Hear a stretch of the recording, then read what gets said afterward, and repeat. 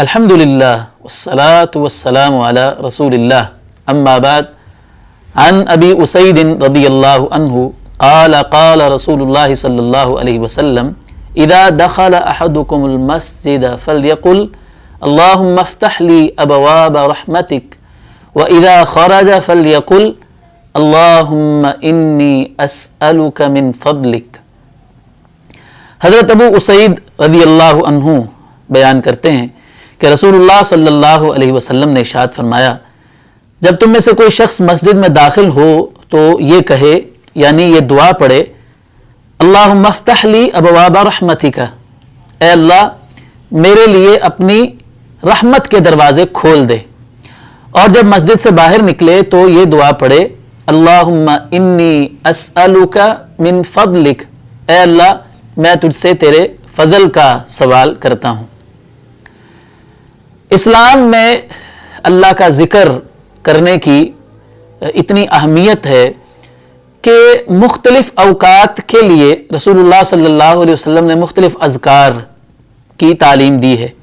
رات کو سونے کے اذکار، صبح بیدار ہونے کے اذکار، بیت الخلاء میں داخل ہونے کی دعا، بیت الخلاء سے نکلنے کی دعا، گھر سے نکلنے کی دعا، گھر میں داخل ہونے کی دعا، یہ ساری دعائیں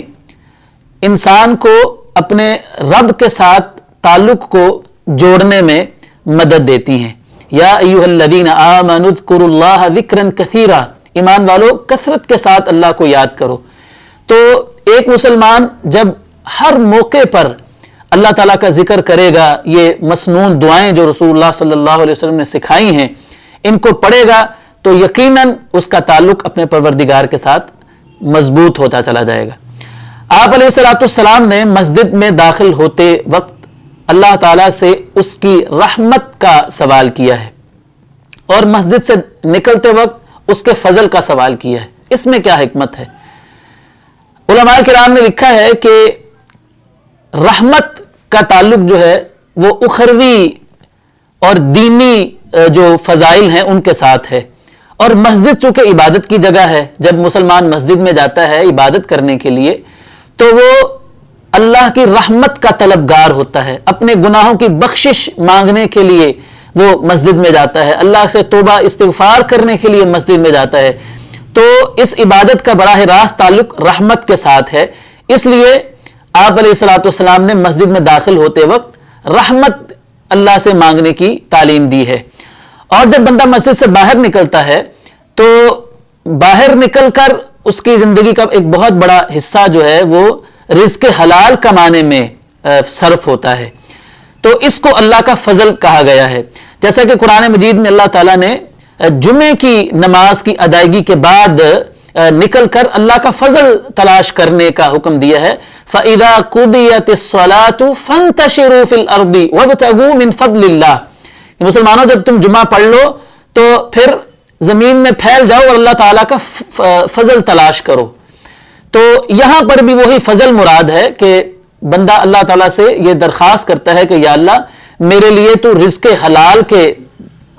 وسائل میرے لیے پیدا فرما دے، میرے رزق میں برکت پیدا فرما دے۔ یہ ایک مسلمان اللہ تعالیٰ سے سوال کر رہا ہوتا ہے۔ یہاں ایک اور بات بھی قابل غور ہے کہ اسلام ترک دنیا کی تعلیم نہیں دیتا ہے کہ انسان دنیا سے کٹ آف ہو جائے اور صرف عبادت کے اندر ہی ساری زندگی گزار دے۔ جہاں اسلام نے عبادت سکھائی ہے وہیں پر رزق حلال کمانے کی اور اللہ تعالیٰ کا فضل تلاش کرنے کا بھی اسلام نے حکم دیا ہے اور اس کی ترغیب دلائی ہے۔ یہ دعائیں جو دو مختصر سی دعائیں ہیں، اس کے علاوہ بھی نبی علیہ السلام سے مسجد میں داخل ہوتے وقت اور مسجد سے نکلنے کی دعائیں ثابت ہیں، وہ تھوڑی سی طویل ہیں۔ جو دعاؤں کی کتاب خاص طور پر ہمارے ہاں بڑی مقبول حصن المسلم جو دعاؤں کی کتاب ہے، اس میں اس دعا کے علاوہ بھی اور دعائیں بھی سیکھی جا سکتی ہیں اور ان کو بھی پڑھا جا سکتا ہے۔ اس کے علاوہ مسجد میں داخل ہوتے وقت اور مسجد سے نکلنے کا ایک اور ادب جو ہمیں دوسری حدیثوں سے معلوم ہوتا ہے وہ یہ ہے کہ جب مسلمان مسجد میں داخل ہو تو داخل ہوتے وقت پہلے دایاں قدم مسجد کے اندر رکھے، اور جب مسجد سے باہر نکلے تو پہلے بایاں پاؤں باہر نکالے۔